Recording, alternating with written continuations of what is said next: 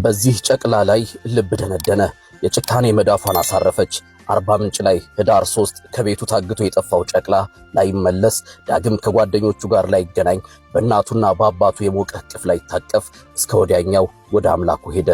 ሰላም የዩቲዩብ ቻናላችን ተከታታዮች፣ ዛሬ ልብን በሚሰብር ህሊናን በሚያቆስልና ቁጣን በሚቀሰቅስ ዜና ነው ወደ እናንተ የቀረብኩት።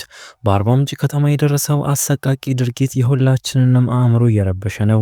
ይህ ድርጊት የህፃናት ደህንነት በሀገራችን ምን ያህል ስጋት ላይ እንደወደቀ የሚያሳይ አስደንጋጭ ማሳያ ሆኗል። ዜናው የመጣው ውብ ከሆነችው የሰላም ተምሳሌት ከሆነችው የአርባ ምንጭ ከተማ ነው። በሴቻ ቀበሌ ዶይሳ ቀጠና ሰፈረ ሰላም ፔንሲዮን አካባቢ አንድ ንጹህ ገና የ10 ዓመት ህፃን ናትናኤል ህይወቱ በጭካኔ ተቀጥፏል። ናትናኤል ሲጫወት ከነበረበት ከጠፋ በኋላ ወደ ቤቱ ሳይመለስ ቀርቷል ተብሎ ሲፈለግ ቆይቷል። ነገር ግን ፍለጋው የበቃው በእጅጉ አሰቃቂ በሆነ መልኩ ነው።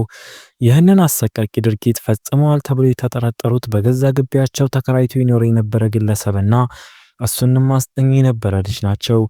እነዚህ ግለሰቦች ህፃኑን አፍነው ከወሰዱ በኋላ ከቤተሰቦቹ ጋር የገንዘብ ድርድር ሲያደርጉ ቆይተዋል። ቤተሰቦቹ ገንዘቡን በሰላም ልጃቸውን ለማግኘት ቢከፍሉም ወንጀለኛው ግን ያንን ገንዘብ ከተቀበለ በኋላ በጭካኔ ገድሎታል። ሬሳውንም በግቢያቸው ውስጥ በሚገኝ ሽንት ቤት ውስጥ ጥሎ ተገኝቷል።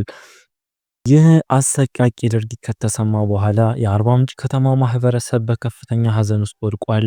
ህዝቡ በድንጋጤ ውስጥ ሆኖ ለዚህ ንጹህ ህፃን ፍትህ እንዲሰፍን ከፍተኛ ጥያቄ እያቀረበ ይገኛል። የናትናኤል ቤተሰቦች ብቻ ሳይሆኑ መላው ኢትዮጵያ ፍትህ ይፈልጋል። ጥሩ ዜናው ደግሞ የአርባ ምንጭ ከተማ አስተዳደር ፖሊስ ይህንን ጉዳይ ከፍተኛ ትኩረት ጋር እየተከታተለ ይገኛል። ወንጀሉን የፈጸመውን ግለሰብ ለህግ ለማቅረብና ፍትህ እንዲሰፍን አስፈላጊውን ሁሉ እያደረገ እንደሆነ መረጃዎች ያመለክታሉ። ፖሊስ ጉዳዩን በትኩረት እየተከታተለ መሆኑ የሚበረታታ ነው። አሁን የምንጠብቀው ይህ ምርመራ በፍጥነትና በብቃት ተጠናቆ ወንጀለኞች ተለይተው ለህግ እንዲቀርቡ ነው።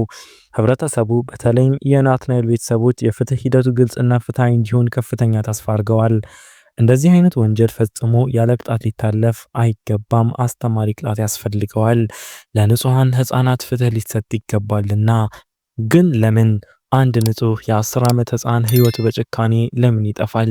የገንዘብ ፍላጎት፣ የሞራል ዝቅጠት፣ የስነ ልቦና ችግር፣ የሱስ ምክንያቱ ምንም ይሁን ምን የህፃናትን ህይወት ማጥፋት እጅግ አስነዋሪ ድርጊት ነው።